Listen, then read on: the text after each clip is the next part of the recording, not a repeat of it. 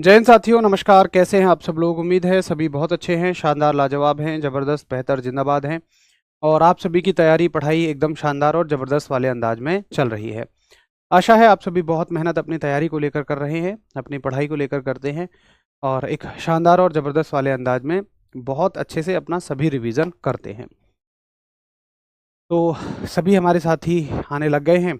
एक बार आपके रिवीजन को मैं चेक कर लेता हूँ, कल की क्लास का एक सवाल पूछकर। और कल हम लोगों ने कुछ बड़ी और छोटी दूरियों के बारे में पढ़ा। तो आप सभी मुझे बताएंगे कि कुछ मापक यंत्र भी हमने पढ़े कि हाईग्रोमीटर का संबंध किससे है। हाईग्रोमीटर का संबंध किससे है? ये एक उपकरण है हाईग्रोमीटर। बताइए हाईग्रोमीटर का संबंध किससे है? गुड मॉर्निंग सभी को, नमस्कार, राधे राधे भाई, जय हिंद जय हिंद जय हिंद।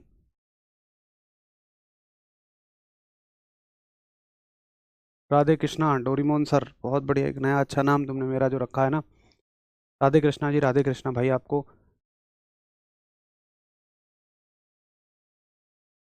हाँ हाँ हाँ हाँ हाँ हाँ।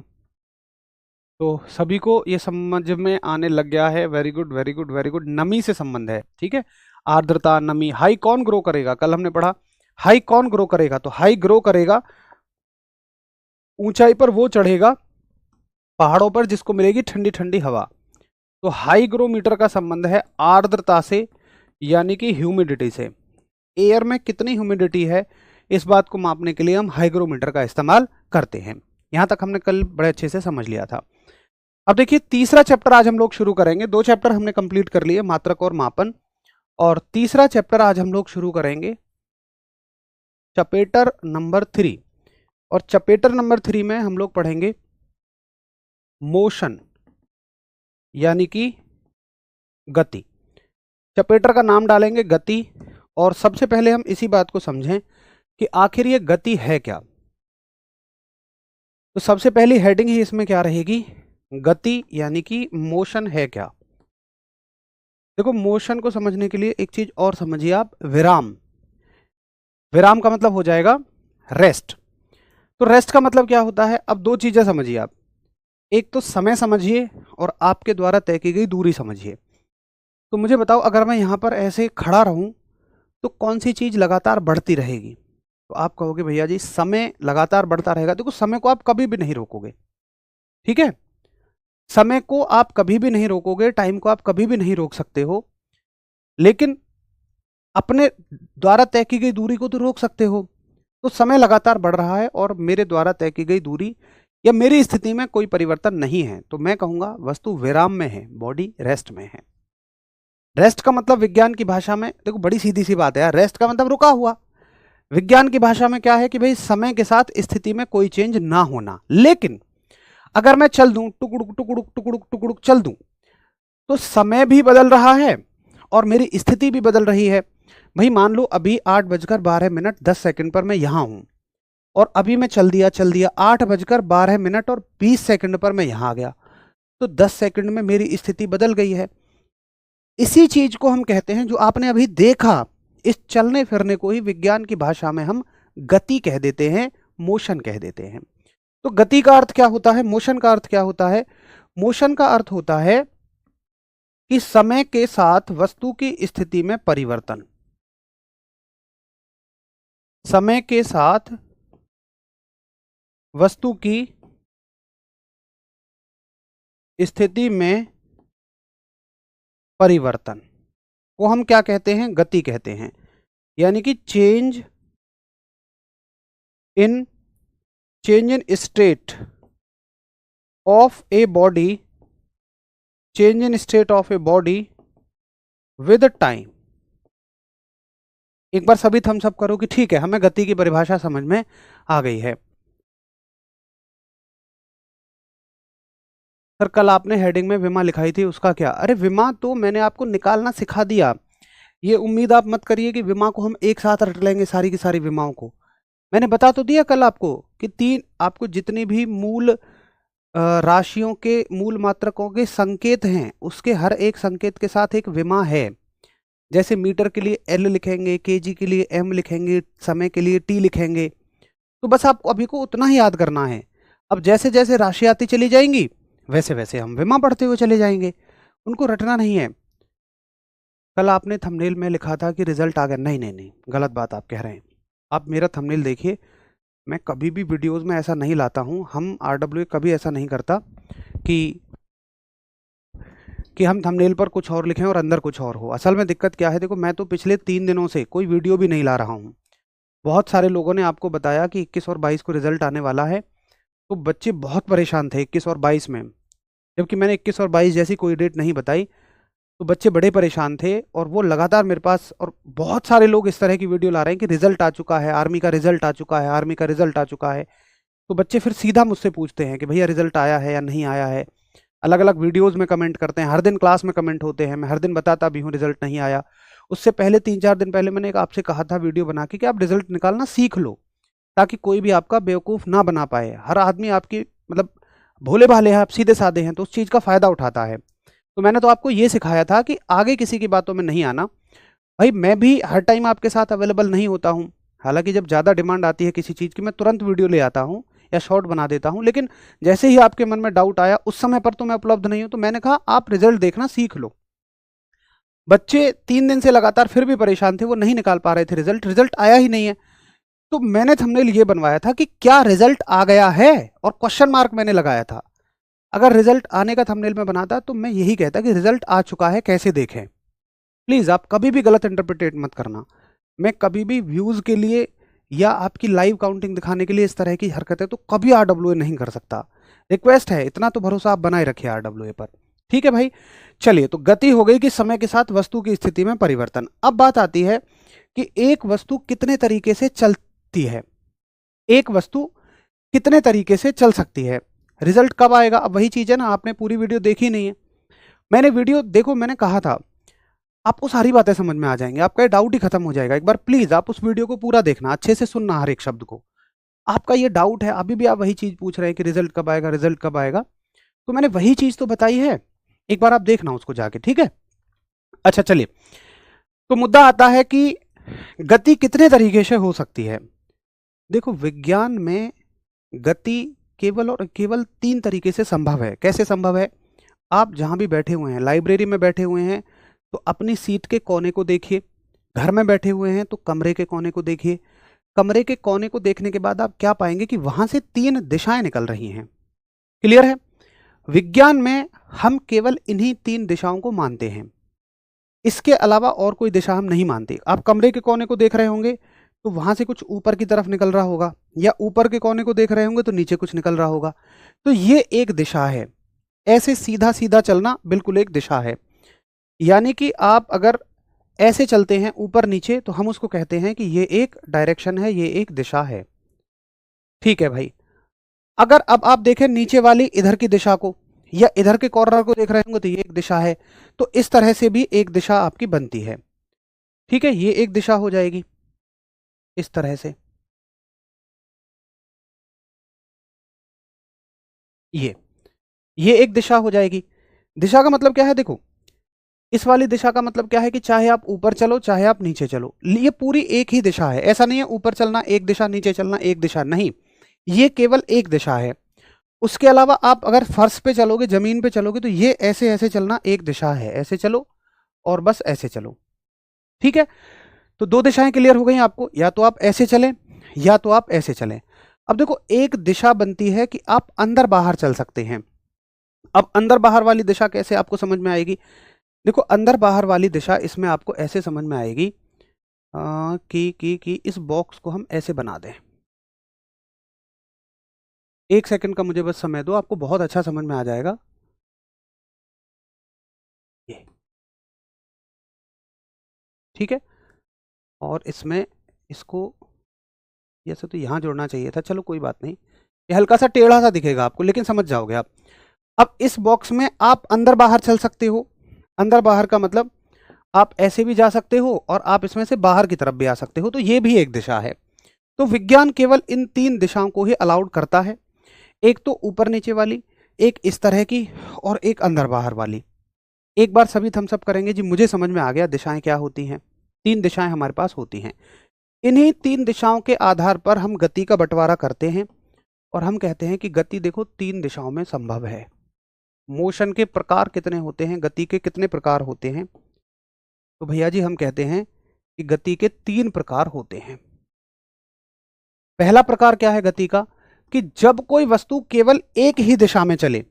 अब मान के चलिए आप एक बहुत पतली सी स्टिक ले लेते हैं, एक पतली सी डंडी ले लेते हैं, जैसे मान लीजिए झाड़ू की सीख, और मैंने उस पर एक चींटी को छोड़ दिया, तो चींटी कितनी दिशाओं में चल सकती है? बहुत पतली है डंडी, मतलब इतनी पतली कि अगर चींटी ने जरा सा भी, जैसे डंडी है ना, और चींटी ने जरा सा भी ऐसे चला तो वो गिर जाएगी, या ऐसे चला तो गिर जाएगी, वो बस ऐसे ऐसे चल सकती है। तो पतली डंडी पे जो चींटी है वो केवल कैसे चल सकती है? या तो ऐसे या तो ऐसे। दूसरा, आप रेलगाड़ी की गति सोचिए, रेलगाड़ी पटरियों पर या तो ऐसे चल सकती है या तो ऐसे चल सकती है। मैं उस जगह की बात नहीं कर रहा जहां पर रेलगाड़ी मुड़ रही है, नहीं, जब रेलगाड़ी सीधी चल रही है तो या तो रेलगाड़ी ऐसे चलेगी या तो ऐसे चलेगी। तो ये सारी की सारी गति कैसी होती है? केवल एक दिशाओं में। तो गति के पहले प्रकार को हम कहते हैं, इंग्लिश में इसको कहते हैं one dimensional motion. One dimensional motion यानी कि एक विमीय गति। तो एक विमीय गति का अर्थ हो जाएगा एक दिशा में गति, एक दिशा में गति यानी कि motion in one direction, motion in one direction. इसके एग्जाम्पल क्या हो जाएंगे? बहुत अच्छा एग्जाम्पल है, जैसे ट्रेन की गति, ट्रेन की गति, मोशन ऑफ ट्रेन। ठीक है, ये सबको समझ आया? एक दिशा में गति क्लियर हो गया।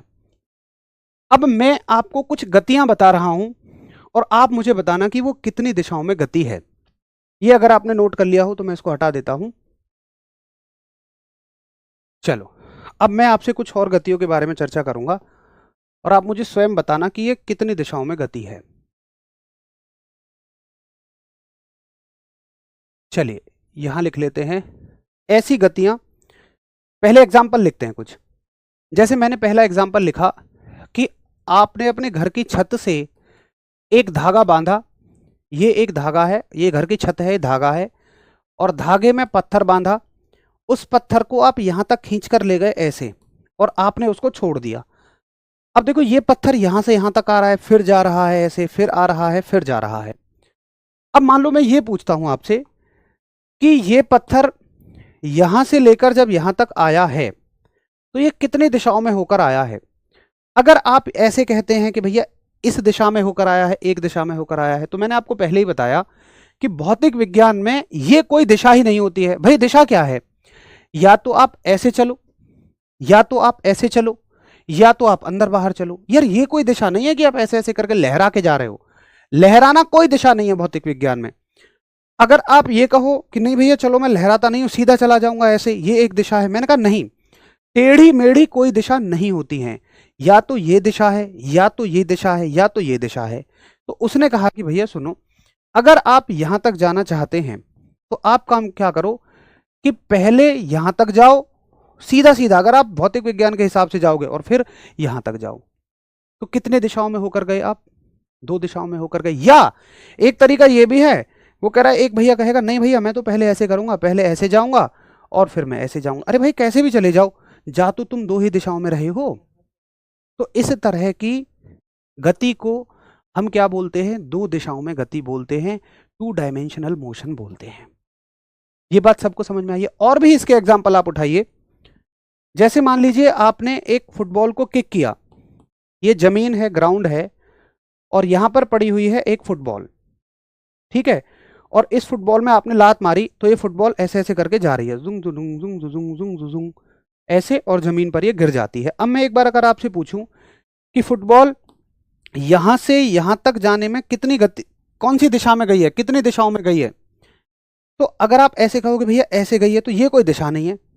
भौतिक विज्ञान में ये कोई दिशा नहीं होती। तो आप या तो ऐसे कहोगे कि भैया पहले ऐसे गई है फिर ऐसे गई है, या कोई साथी कहे कि भैया पहले ऐसे गई है फिर ऐसे गई है, तब भी तो ये 2 डायमेंशनल मोशन ही है। तब भी तो ये दो दिशाओं में ही गति है। बोलो क्लियर है कि भैया मुझे आपकी बात समझ में आ गई है कि ये सारे के सारे उदाहरण किस तरह की गति के उदाहरण हैं? ये सारे के सारे उदाहरण द्विविमीय गति के उदाहरण हैं। या आप मान लो एक रस्सी में पत्थर बांध के और आप उसे डुंग डुंग डुंग डुंग घुमाए जा रहे हो, तो भाई आप एक व्रत पूरा कंप्लीट कर रहे हो। मतलब आप क्या कर रहे हो कि एक आपने ये धागा लिया, इसमें एक पत्थर को बांधा और उसको ऐसे ऐसे करके गोल घुमा रहे हो, ठीक है। अब आप मुझे बताओ कि पत्थर यहां से मान लो यहां तक गया, तो कितने दिशाओं में होकर गया? भाई पहले इस दिशा में जाओगे, फिर इस दिशा में जाओगे, या पहले इस दिशा में जाओगे, फिर इस दिशा में जाओगे। तो ये सारे के सारे उदाहरण 2D मोशन के उदाहरण हैं, द्विविमीय गति के उदाहरण हैं। लेकिन लेकिन एक फर्क है सभी में कि सब के सब अलग हैं। अगर सबको देखा जाए, देखो ये कुछ इस तरह की गति कर रहा है, यानी कि नीचे ऊपर नीचे ऊपर। बॉल केवल यहां तक की गति कर रही है, पत्थर पूरा गति कर रहा है। इसका इससे कोई संबंध नहीं है, इसके गुण इससे नहीं मिल रहे हैं, हर एक के गुण अलग अलग हैं। इसलिए हम कहते हैं कि देखो है तो ये सब 2D मोशन, आप ऐसे समझो, है तो ये सारे के सारे 2D मोशन, लेकिन उनमें भी सबके गुण अलग अलग हैं। जैसे मान लो कोई फैमिली है, वो फैमिली है मान लो सिंह फैमिली है, तो सिंह फैमिली के जितने मेंबर होंगे, क्या उनके सबके गुण एक जैसे होंगे? समझे आप मेरी बात? तो फैमिली का सरनेम एक हो सकता है, कैटेगरी जितने भी मेंबर होंगे सबके गुण तो अलग अलग होंगे। तो ये फैमिली पूरी 2D मोशन की है, लेकिन हर एक वस्तु के हर एक तरह की गति के गुण अलग अलग हैं। इसलिए इनको 1 बाय 1 पढ़ते हैं हम। इस किसी को दोलनी गति कहते हैं, किसी को प्रक्षेप्य गति कहते हैं, किसी को वृत्तीय गति कहते हैं, किसी को हम सिंपल हार्मोनिक मोशन कहते हैं, किसी को प्रोजेक्टाइल मोशन कहते हैं, किसी को सर्कुलर मोशन कहते हैं। वो हम पढ़ेंगे स्टेप बाय स्टेप। लेकिन आपको ये बात समझ में आई होगी कि बेशक ये सारे के सारे द्विविमीय गति के उदाहरण हैं, लेकिन हैं सारे के सारे अलग अलग। तो ये कैसी गति हो गई आपकी? 2 डायमेंशनल मोशन, द्विविमीय गति। 2 डायमेंशनल मोशन यानी कि द्विविमीय गति। और आप समझ गए होंगे कि द्विविमीय गति में हमें क्या पढ़ना है, ठीक है। तो द्विविमीय गति का अर्थ है कि दो दिशाओं में गति, दो दिशाओं में गति। इंग्लिश वाले भैया लिख लेना, थोड़ी जगह कम है। Motion in 2 dimensions, motion in 2 dimensions कह दो या डायरेक्शन कह दो, डायरेक्शन डायमेंशन एक ही बात है, ठीक है। अब क्या त्रिविमीय गति, 4 विमीय गति? देखो 4 तो विमाएं ही नहीं है हमारे यहाँ, 3 विमाओं तक हम रेस्ट्रिक्टेड हैं, और त्रिविमीय गति भी हमारे सिलेबस का हिस्सा ही नहीं है। हम केवल 1 और 2D मोशन पढ़ते हैं। अब हम 1 बाय 1 पढ़ेंगे। सबसे पहले 1D मोशन को खत्म करेंगे कि सीधे चलने पर क्या क्या राशियां हमें पढ़नी हैं, और 2D मोशन में क्या क्या राशियां हमें पढ़नी हैं। अगर आप मुझे इजाजत दें तो मैं आगे चलूं। एक बार थम्स अप कर दो कि ठीक है, नोट हो गया और मुझे समझ में आ गया। अभी ना इसको बहुत डीप में पढ़ेंगे, अभी हम इसको बहुत गहराई में पढ़ेंगे, इसको बहुत डीप में पढ़ेंगे, 1 बाय 1 पढ़ेंगे। अब पहले इसको पढ़ेंगे फिर इसको पढ़ेंगे। एक बार फटाफट थम्स अप करिए, वो सारे इसी में आ जाएंगे। झूले की गति हो गई, सब इसी में आ जाएंगे।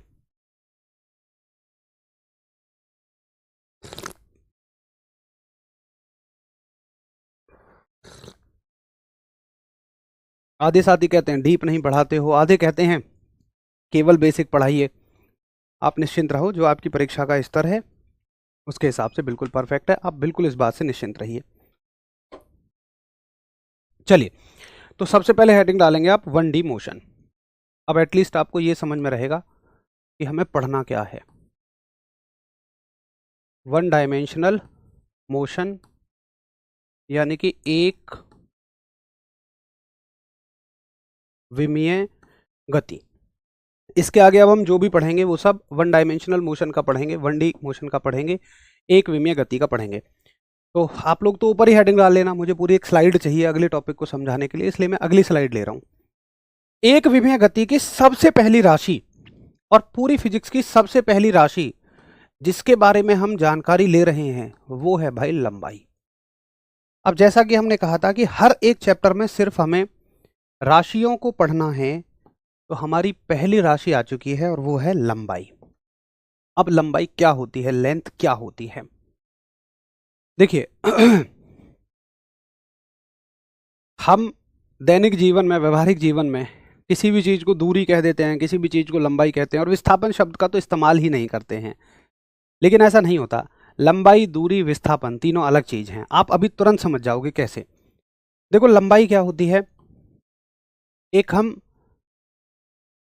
एक एग्जाम्पल लेते हैं लंबाई के लिए, लंबाई को समझने के लिए। देखो स्कूल के वो दिन याद करो कि जब मास्टर जी, गुरुजी आपसे ऑफिस में भेज के चौक मंगवाया करते थे। जैसे मान लो उन्होंने कहा अंकित से कि अरे भाई अंकित जाइयो जरा चौक लेके आइयो यार। अब अंकित बहुत सीधा साधा लड़का है, ये आपका क्लास है और ये है ऑफिस। अंकित बिल्कुल सीधा जाता है अपने क्लासरूम तक और चौक लेके वापस आ जाता है। अगले दिन अंकित नहीं आया और मान लो जैसे प्रियांशु से उन्होंने कह दिया कि जाइए प्रियांशु भैया चौक ले आइयो। अब प्रियांशु थोड़ा सा रंगीला टाइप का आदमी है, उसने सोचा मौका मिल गया, आज तो मज़ा आ गया। तो वो घूमता घामता जाएगा, इधर उधर क्लासों में घूमता हुआ, नज़र मारता हुआ, ऐसे ऐसे करके। अब अगले दिन फिर से अमित नहीं आया और भैया प्रियांशु तो बहुत समय लगाता है यार, घूम घाम के जाता है। तो उन्होंने मान लो जैसे राजू से कह दिया, राजू भाई है एक हमारे, कि राजू भाई जाइयो जरा चौक लेके आइयो यार। अब राजू भाई तो उनसे भी ऊपर हैं। राजू ने कहा आज ही मौका है बेटा, फिर मौका ना मिले। तो राजू भाई तो और ज़्यादा खूब घूम घाम के जा रहे हैं, ऐसे ऐसे करके, यहाँ से ऐसे ऐसे करके खूब घूम घाम के जा रहे हैं। तो देखो ए से बी तक तीन तरह के लोग गए, नंबर 1, नंबर 2, नंबर 3। मुझे आप ये बताइए कि सबसे कम लंबाई ए से बी के बीच में, सबसे कम लंबाई किसने तय की? 1 ने, 2 ने या 3 ने? फटाफट से बताइए, सबसे कम लंबाई ए और बी के बीच में किसने तय की है? हाँ मेरा पैर ठीक हो गया है, बट अभी थोड़ा सा इसमें और फ्लेक्सेस वगैरह आने बाकी हैं, उसमें समय लगेगा, 1.5 महीने का करीब समय लगेगा, पूरी तरह से ठीक नहीं हुआ है। 3D नहीं बताएंगे, जिस चीज़ को मैं मना करूंगा ना उस चीज़ के लिए आप ज़्यादा पूछोगे। मैंने कहा था 3D हमारे सिलेबस में है ही नहीं, उस पर ध्यान ही नहीं देना है। अब जब तक 1D में भी आप फिर 3D चिल्लाते रहोगे। जब मैंने भाई साहब आपको शुरू में ही कहा था 3D नहीं है हमारे सिलेबस का पार्ट, तो काहे को उस पर टाइम वेस्ट करना है, जो है उसको पढ़ो ध्यान से। और जब पेपर नज़दीक आ जाएंगे ना, तब तुम्हें ये उत्सुकताएं सब खत्म हो जाती हैं।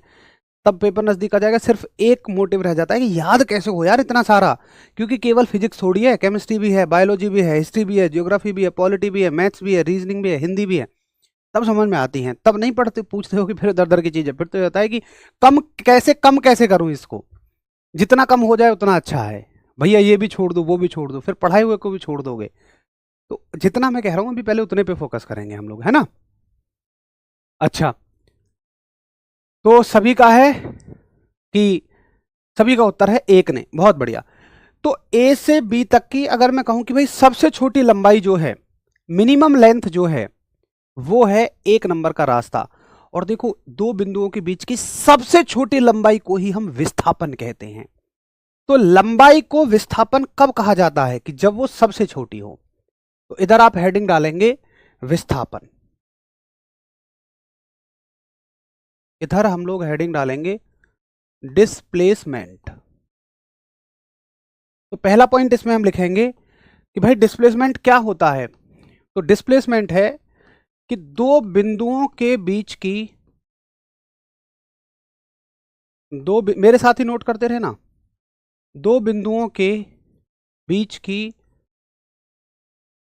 न्यूनतम लंबाई, दो बिंदुओं के बीच की न्यूनतम लंबाई, यानी कि मिनिमम लेंथ बिटवीन को शॉर्ट में मैं ऐसे लिख देता हूं BW, बिटवीन 2 पॉइंट्स। दो बिंदुओं के बीच की न्यूनतम लंबाई को हम लोग न्यूनतम लंबाई को हम लोग विस्थापन कहते हैं। अच्छा, अब मैं आपसे पूछूं कि ए से बी तक जाने के रास्ते कितने हैं? तुम कहोगे यार रास्तों की कमी क्या है, रास्ते तो इनफाइनाइट है। भाई एक रास्ता, दो रास्ता, तीन रास्ता, उसके अलावा ये भी रास्ता है, ये भी रास्ता है। तो रास्ते तो अनंत हैं, इनफाइनाइट रास्ते हैं, लेकिन वो सभी विस्थापन से तो बड़े ही होंगे। क्योंकि जब तुमने कह दिया कि भाई सबसे छोटा डिस्प्लेसमेंट है, मान लो एक लाइन लग रही है बच्चों की, उसमें सबसे छोटा बच्चा तुमने आगे लगा दिया, तो पीछे जितने भी बच्चे हैं सब बड़े ही हैं ना उससे, तो बाकी सारी लंबाइयां तो बड़ी हैं। तो विस्थापन के अलावा बाकी सारी लंबाइयों को आप दूरी कह सकते हो। ये भी एक दूरी है, ये भी एक दूरी है। तो डेफिनेशन हम ऐसे ही बनाएंगे कि भाई लंबाई को दूरी कब कहा जाएगा? तो दोस्त लंबाई को दूरी यानी कि डिस्टेंस तब कहा जाएगा जब वो दो बिंदुओं के बीच सबसे छोटी हो। तो इसमें पहला पॉइंट आएगा कि दो बिंदुओं के बीच की या ऐसे लिखो, हाँ, दो बिंदुओं के बीच विस्थापन के अलावा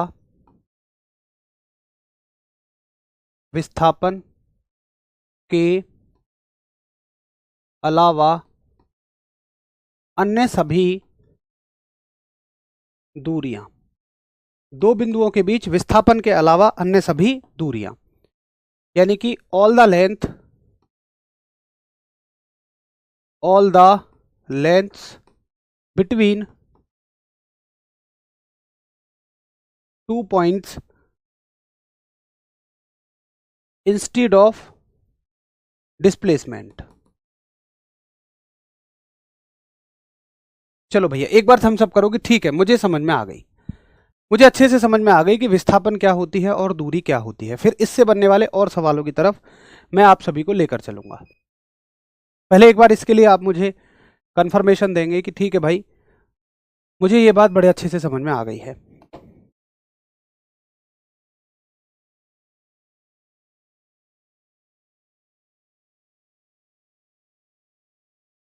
हाँ, बना लेंगे तो अच्छा रहेगा, दिल्ली पुलिस के नोट्स हैं भी, फिर भी आप लिख लेंगे तो अच्छा रहेगा।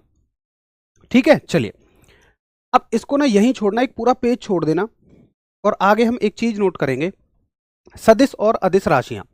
पहले वैसे ही समझ लो, फिर मैं आपको लिख के समझा दूंगा, इस जगह को यहीं छोड़ देना। इतनी एक चीज आपको समझनी है, सदिश और अदिश राशियां। तो हम लोग कैसे सीखते हैं, हम लोग यही तो सीखते आए हैं कि भाई सदिश राशियां कौन होती हैं। तो हमने सीखा कि सदिश राशियां वो होती हैं जिनके लिए परिमाण यानी कि मैग्नीट्यूड और दिशा यानी कि डायरेक्शन दोनों की आवश्यकता होती है। मतलब भाई सदिश राशियां वो राशियां हैं कि जिनके लिए मुझे परिमाण भी चाहिए और मुझे दिशा भी चाहिए। ये बात हम बचपन से पढ़ते हुए आए हैं। और अदिश राशियां कौन होती हैं?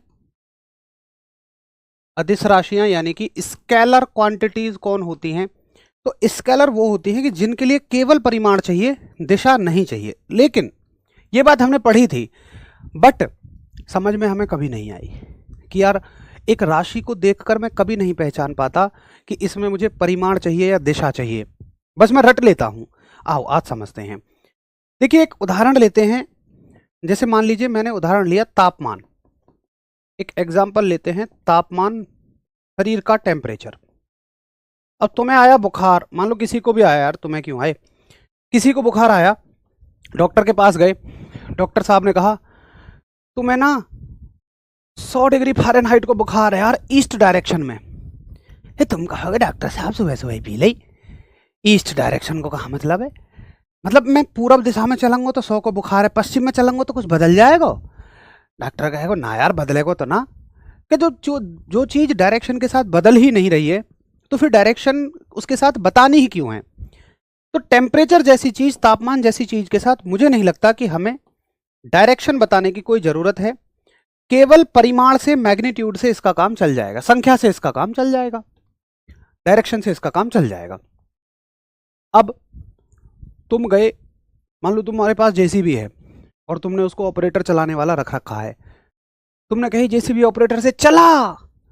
अब उसने जो जेसीबी की बकेट होती है उसको ऐसे करने की बजाय ऐसे कर दिया, तो मिट्टी जो थी वो तो और फैल जाएगी आने की बजाय। तुम कहोगे अरे क्या कर रहा है, वो कहेगा अरे भाई साहब तुम्हें बतानी चाहिए ना कि मैं इस पे बल किधर की तरफ लगाऊं, भाई अंदर की तरफ लगाऊं या बाहर की तरफ लगाऊं। तो जब भी आप बल का इस्तेमाल करोगे, फोर्स का इस्तेमाल करोगे, तो आपको दिशा बतानी पड़ेगी। तो सदिश राशि का एक उदाहरण क्या हो जाएगा? सदिश राशि का एक उदाहरण हो जाएगा बल, यानी कि फोर्स। तो फोर्स में आपको बताना पड़ेगा कि भाई 100 न्यूटन का फोर्स लगा, और दिशा भी बतानी पड़ेगी कि ईस्ट डायरेक्शन में लगा, पूर्व दिशा में लगा या पश्चिम में लगा या उत्तर में लगा या दक्षिण में लगा। अब समझ में आया कि बल एक सदिश राशि है, उसके लिए आपको परिमाण भी चाहिए और दिशा भी चाहिए। तापमान एक अदिश राशि है, उसके लिए केवल आपको परिमाण चाहिए, दिशा की कोई जरूरत नहीं है। मात्रक तो सब में चाहिए ही चाहिए, उसकी कोई बात ही नहीं है, मात्रक तो छोड़ ही दो। बोलो भैया, क्लियर है सभी को? ये बात सबको समझ में आई है कि हाँ जी, मुझे समझ में आ गया कि भाई सदिश और अदिश राशियां क्या होती है। अब तुम फिर एक गलती क्या करते हो, तुम क्या करते हो, भैया मैं ना रट्टू तोता हूँ, मैं दुनिया को रट जाऊंगा, तुम मुझे एलियनों के नाम भी बता दोगे ना, मैं पूरे उनके खानदान के नाम रट जाऊंगा, पूरे एलियनों की बस्ती को रट जाऊंगा। तुम क्या करते हो, द्रव्यमान एक अदिश राशि है, तापमान एक अदिश राशि है, ये एक अदिश राशि है, पेपर में आएगा। तापमान कैसी राशि है, तापमान ऐसे। तो तुम जब अंधा रट्टा मारोगे, बिल्कुल अंधा रट्टा मारोगे, कभी भी याद नहीं होंगे वो चीज़ें। इसको कहते हैं खाम अंधा रट्टा मारना। देखो, याद रखने के दो मेथड हो सकते हैं, या तो वो चीज़ तुम्हें समझ में आए, या उसके साथ कोई ट्रिक जुड़ी हुई हो, या कोई लॉजिक जुड़ा हुआ हो। अगर तुम बिल्कुल ऐसे ऐसे जबरदस्ती रटने की कोशिश करोगे ना कि ये, तुम जिंदगी में कभी नहीं रट पाओगे उसको। तो आपको समझना पड़ेगा या ट्रिक के साथ याद करना पड़ेगा। तो यहाँ पे हम दोनों ही चीज़ें फॉलो करेंगे। अब मुझसे जैसे आज एक साथी उम्मीद कर रहे थे, भैया तुमने पूरी विमान ना लिखवाई, तो मुझसे यहाँ उम्मीद मत करना ऐसे ही कि तुमने पूरी अदिश सदिश राशि ना लिखवाई।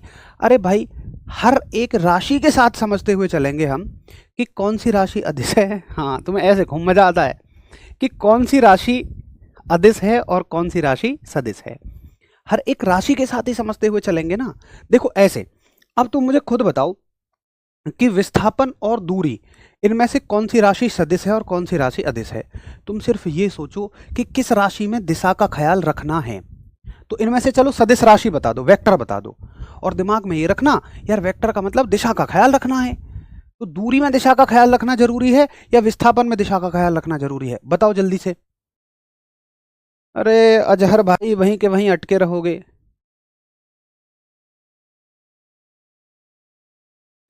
अजहर भाई, ये सवाल नहीं आएगा जो आप पूछ रहे हैं, ठीक है, निश्चिंत रहो। ऐसा ना कि तुम लोग बहुत तरह से सोचते हो, भैया ऐसे पूछ ले तो क्या होगा, वैसे पूछ ले तो क्या होगा। जितना स्क्रीन पे लिखा है उससे बाहर नहीं पूछेगा, आप निश्चिंत रहो। तो बताओ दिशा का ख्याल किस में रखना है। बहुत बढ़िया। देखो, 90% साथी ठीक उत्तर कर रहे हैं, कुछ साथियों के दिल में दूरी बस गई है। भाई मैं तुमसे पूछता हूं, दूरी में कौन दिशा का ख्याल रखना है यार। इस आदमी को देखना, ये कभी ऊपर जाता है, कभी आगे जाता है, कभी सामने जाता है, कभी आगे जाता है, कभी नीचे जाता है। इसको तो और कलाकार है, कभी नीचे जाता है, सामने जाता है, ऊपर जाता है, आगे जाता है, नीचे जाता है, कहाँ दिशा का ख्याल रख रहा है। लेकिन विस्थापन देखो आप, वो बिल्कुल सीधा जा रहा है और उसे चलना पड़ेगा सीधा। अगर जरा सा भी रास्ते से भटका तो तुरंत विस्थापन नहीं रह जाएगा वो। तो भाई विस्थापन में दिशा का ख्याल रखना है, दूरी में कहाँ दिशा का ख्याल रखना है। दूरी में तो अनबन कुछ भी चले जा रहे हो, तुम इधर उधर कहीं भी भगे चले जा रहे हो, अनशंट को इधर उधर। लेकिन विस्थापन में आपको दिशा का ख्याल रखना है, ठीक है। तो आप कहोगे कि भैया जी विस्थापन जो है वो एक सदिश राशि है। पॉइंट बना के लिख लें, ऐसे ही लिख लें, चलो ऐसे लिख लो, ये एक सदिश राशि है, ये एक वेक्टर क्वांटिटी है, जबकि दूरी जो है ये एक अदिश राशि है, यानी कि ये एक स्केलर क्वांटिटी है। ठीक है, आती है ये बात समझ में। भाई ग्रुप डी का सिलेबस इससे कवर नहीं होगा दोस्त, ग्रुप डी का सिलेबस इससे कवर नहीं हो पाएगा, ठीक है साहब। चलो अभी इस पेज को खाली छोड़ना, और भी हम चीजें लिखेंगे इस पे, लेकिन ऐसे समझ समझ के। अब आगे आ जाओ, इस पे कुछ क्वेश्चंस करते हैं, छोटे मोटे जो न्यूमेरिकल सवाल आते हैं। देखो न्यूमेरिकल सवाल कैसे आएगा, न्यूमेरिकल सवाल आएगा कि आप ए से चलते हो और बी तक जाते हो, ठीक है। ए से बी तक की दूरी है 15 किलोमीटर, और आप पुनः बी से चलते हो और सी तक आते हो, और सी की दूरी है 6 किलोमीटर। तो इस पूरी प्रक्रिया में आपके द्वारा तय की गई दूरी यानी कि डिस्टेंस, और आपका विस्थापन यानी कि डिस्प्लेसमेंट कितना होगा। आपके द्वारा तय की गई दूरी और आपके द्वारा तय किया गया विस्थापन कितना होगा।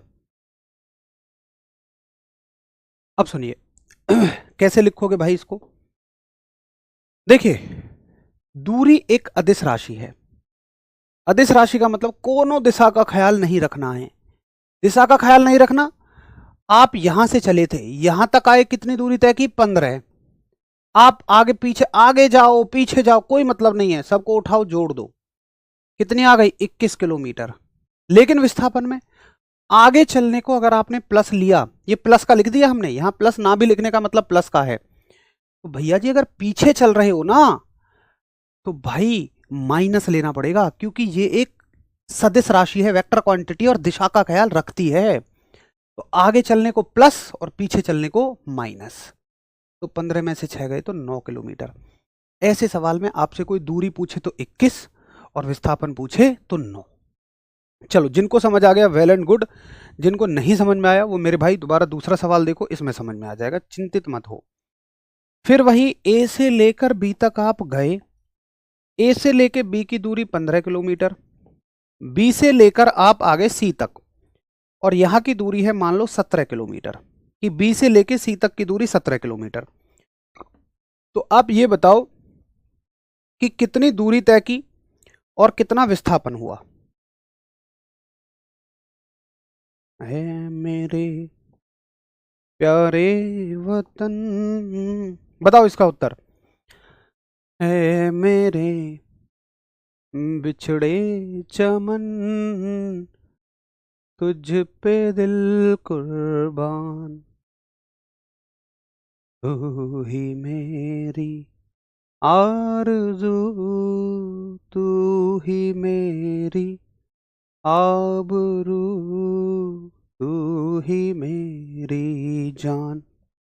अरे वतन के लिए है भाई।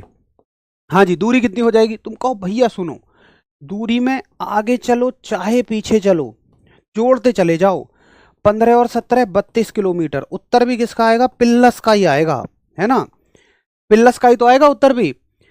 अब विस्थापन में आगे चलने को प्लस और पीछे चलने को माइनस, तो कितना बचेगा, प्लस के 15 माइनस के 17।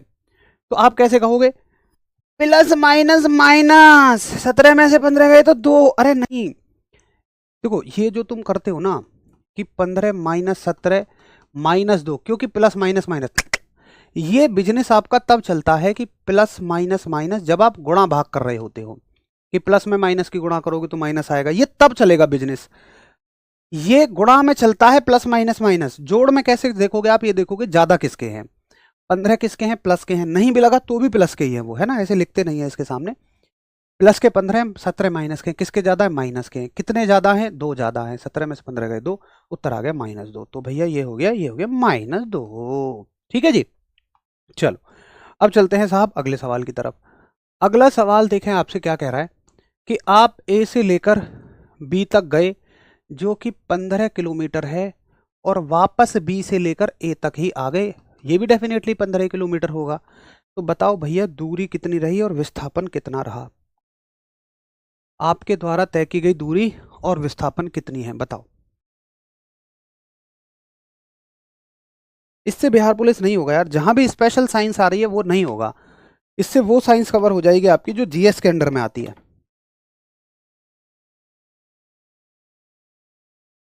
पूनम वर्मा गुड़िया, आपने जो मोहर लगाई है ना ये बिल्कुल गलत लगाई है, अभी देखना आपकी बात गलत हो जाएगी। हाँ नोट्स में लिखने हैं भाई, ये सवाल नोट्स में लिखने हैं, मैं कह तो रहा हूँ आपसे कि पुरानी जगह को छोड़ के थोड़ा सा आगे बढ़ते चले जाओ, वहां थोड़ी सी जगह छोड़ो, आगे नोट करते चले जाइए। ठीक है चलो, तो भैया दूरी कैसी है, दूरी जो है आपकी वो है 15 आगे चलो 15 पीछे चलो तो कितना हो जाएगा 30 किलोमीटर।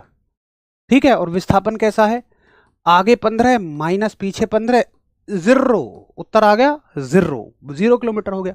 एक और सवाल, बस बहुत सारी चीजें आप सीखोगे, एक लास्ट सवाल और। मान के चलिए आप ए से लेकर बस बी तक गए, कहीं नहीं आए, उसके बाद ए से लेकर बी पर रुक गए, कितनी दूरी कितना विस्थापन बताओ, कितनी डिस्प्लेसमेंट और कितनी डिस्टेंस, आप सभी उत्तर करो इस चीज का, इस चीज का उत्तर आप सभी करिए। तो आप कहोगे कि भैया देखो यहां से यहां तक गए यार, दूरी भी 15 है और विस्थापन भी कैसा है 15 ही है। ठीक है, अब मैं आपसे एक बात कहता हूं, बहुत मजे की बात है, देखो सवाल आएंगे सवाल कर देंगे हम ऐसे, इसके साथ हमने एक चीज और सीखी। कैसे सीखा हमने एक चीज, हमने ऐसे सीखा कि आप चारों तरह के सवाल में देखिए, इससे ज्यादा संभावनाएं नहीं बन सकती सवाल की, इससे ज्यादा वेरिएशन क्या होगा। तो आप चारों तरह के सवाल में देखिए और दूरी पे नजर मारिए कि दूरी हर एक सवाल में प्लस की मिलेगी आपको। भाई यहां भी दूरी प्लस में है, यहां भी दूरी प्लस में है। अरे ऐसा नहीं है कि प्लस लगाओगे तो ही प्लस आएगा, ये प्लस में ही है। यहां भी दूरी प्लस में है और यहां भी दूरी प्लस में है। लेकिन अगर आप नजर मारें विस्थापन पर, तो विस्थापन कहीं प्लस में भी है, यहां प्लस है, यहां माइनस है, यहां जीरो है, यहां प्लस है। तो मैं ये कहना चाह रहा हूं, आप मुझे बताना कौन कौन मेरी बात से सहमत हैं कि दूरी हमेशा प्लस में रहती है, जबकि विस्थापन प्लस में भी हो सकता है, माइनस में भी हो सकता है और जीरो भी हो सकता है। बोलो आई बात समझ में? इस बात को शायद अब हमें रटने की जरूरत नहीं है, हमने इसको समझ लिया और समझने के बाद यहां लिख देते हैं कि भैया विस्थापन जो है ना, ये धनात्मक, ये धनात्मक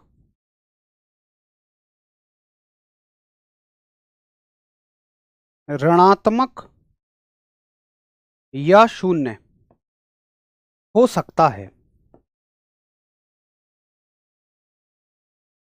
यानी कि कैन बी, मैं इंग्लिश में ना ऐसे लिख देता हूं, पॉजिटिव, थोड़ी जगह कम है ना मेरे पास, नेगेटिव और जीरो। ये नेगेटिव भी हो सकता है, पॉजिटिव भी हो सकता है, जीरो भी हो सकता है, लेकिन दूरी क्या कहती है? I will always be positive, कि भैया मैं हमेशा पॉजिटिव रहूंगी, यानी कि मैं सदैव धनात्मक रहूंगी, मैं हमेशा हमेशा और हमेशा पॉजिटिव रहूंगी। ये सब सवाल ही तो लिख रहा हूं महाराज जी मैं। पूछेगा विस्थापन कैसी राशि है? सदिश अदिश दोनों, इनमें से कोई नहीं। दूरी कैसी राशि है? सदिश अदिश दोनों, इनमें से कोई नहीं। पूछेगा कि दो बिंदुओं के बीच की न्यूनतम लंबाई को क्या कहते हैं? ऑप्शन होंगे विस्थापन होगा, दूरी होगा, चाल होगा, वेग होगा। तो सवाल हजार बन जाएंगे, आप निश्चिंत रहो। सवालों को तो तोड़ मरोड़ के कितना ही पूछ ले, बात ये नहीं है, बात है कंसेप्ट क्लियर होना, इसको कंसेप्ट बोलते हैं। ठीक है, तो बताओ एक बार कि हाँ जी मुझे बात क्लियर समझ में आ गई है। हाँ, इंडियन कोस्ट गार्ड डीबी 100% हो जाएगा।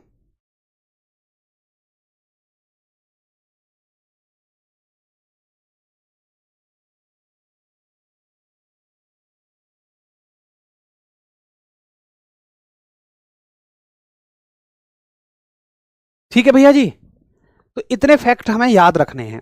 सवालों को कभी भी रटने की कोशिश मत करिए, आप कंसेप्ट समझिए।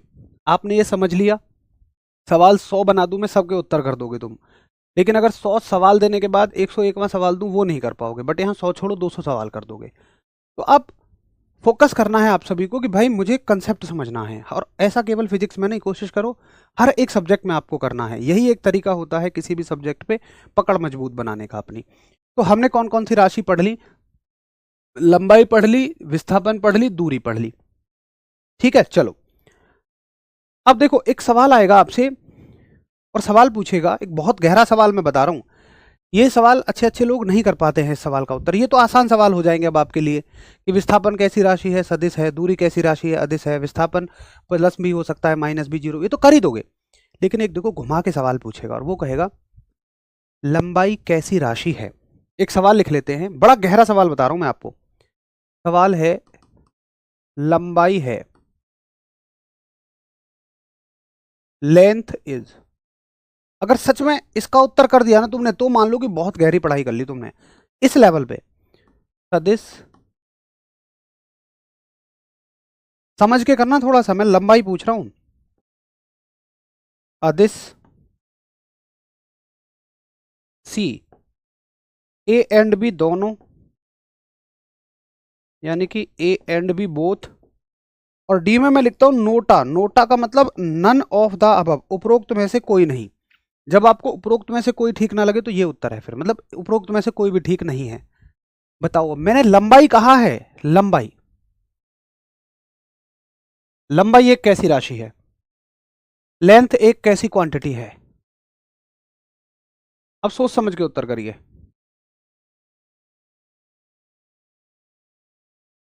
ना मैं दूरी पूछ रहा हूं, ना मैं विस्थापन पूछ रहा हूं। तो देखो अगर आप बहुत ध्यान से सोचें तो आप ये कहेंगे कि यार लंबाई से तो दोनों ही चीजें निकल रही है ना। लंबाई के अंदर दूरी भी है, विस्थापन भी है, डिस्टेंस भी है, डिस्प्लेसमेंट भी है। तो लंबाई तो दोनों तरह की राशि हुई। अगर लंबाई का विस्थापन रूप पूछोगे तो सदिश है, और दूरी रूप पूछोगे तो अदिश है। लेकिन लंबाई तो दोनों तरह की राशि है। क्या ऐसा हो सकता है कि एक राशि दोनों तरह की होगी? 100% हो सकता है। बहुत सारी राशियां ऐसी हैं जो दोनों तरह की है। तो लंबाई को आप सदिश भी कह सकते हो, अदिश भी कह सकते हो। आपसे कोई कहे यार ऐसे कैसे, तुम कहोगे क्लियर सवाल पूछो। फिर तुम या तो मुझसे विस्थापन पूछो या दूरी पूछो। भाई लंबाई कहोगे तो मैं तो दोनों ही बातें बताऊंगा ना। विस्थापन जो है, अगर इसका विस्थापन रूप पूछोगे तो वो सदिश है यानी वेक्टर है, डिस्प्लेसमेंट। और अगर दूरी रूप पूछोगे, लेंथ रूप पूछोगे, डिस्टेंस रूप पूछोगे सॉरी, तो वो अदिश है यानी स्केलर है। क्लियर? ये बात सबको समझ आनी चाहिए। तो फिर हम अगली राशि पर चल सकते हैं, और अगली राशि है हमारे पास चाल। अगली राशि है हमारे पास चाल। हेडिंग डाल लेंगे आप, अगली राशि चाल। हर एक चैप्टर में सिर्फ हमें राशियां ही तो पढ़नी है। चाल यानी कि स्पीड।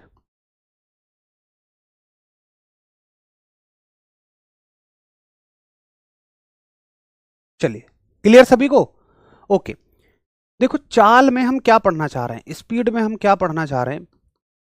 चाल को पढ़ते समय मैं बस ये चेक करना चाह रहा हूं। अच्छा टाइम खत्म हो गया? अरे अब तो यार टाइम का पता ही नहीं चला, सच में मेरी तो नजर अभी गई है घड़ी पे। चलो कोई बात नहीं, इसको कल शुरू करेंगे, है ना। इसको हम लोग कल शुरू कर लेंगे फिर। ठीक है ठीक है ठीक है। मुझे तो मतलब सच में पता ही नहीं चला कि कब टाइम निकल गया। 8:55 हो गए। मेरी अगली क्लास भी है 9 बजे से, और उसके लिए बोर्ड भी थोड़ा सा तैयार करना है। तो भाई आज की क्लास मुझे लगता है बहुत अच्छी रही। बहुत सारे कंसेप्ट हमने इसमें सीखे।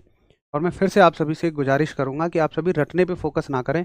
कुछ कुछ चीज़ें होंगी भी जो हमें सीधी याद करनी पड़ेंगी, लेकिन हम कोशिश करेंगे उनको सीधी याद ना करके उनके साथ कोई ट्रिक जोड़ेंगे, या चीज़ों को समझ के पढ़ेंगे। तो दो चीज़ें बस हम रखेंगे, या तो समझ या तो ट्रिक। अंधा रट्टा तो बिल्कुल नहीं मारेंगे, अंधा रट्टा कभी याद नहीं रहेगा आपको।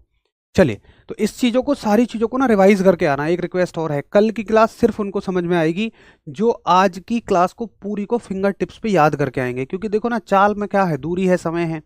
दूरी ही हमने पीछे पढ़ी है, तो दूरी और विस्थापन से जुड़ी हुई चीज़ें ही कल चलेंगी। इसलिए आप सभी से परम निवेदन है कि आप सभी आज की चीज़ों को बहुत अच्छे से प्लीज़ पढ़ के आइएगा, याद करके आइएगा। आप मुझसे बस कल ये मत पूछना कि देखो मैंने खूब जान लगा के समझाया कि विस्थापन क्या है, लंबाई क्या है, दूरी क्या है। बस कल ये ना कहना कि विस्थापन क्या है। फिर थोड़ा सा ये लगेगा कि यार पुरानी चीज़ों पे डिस्कशन हमारा होता रहेगा, ऐसे तो सिलेबस हमारा कभी आगे बढ़ ही नहीं पाएगा। चलिए कल मिलते हैं, तब तक के लिए आप सभी को नमस्कार, धन्यवाद, जय हिंद।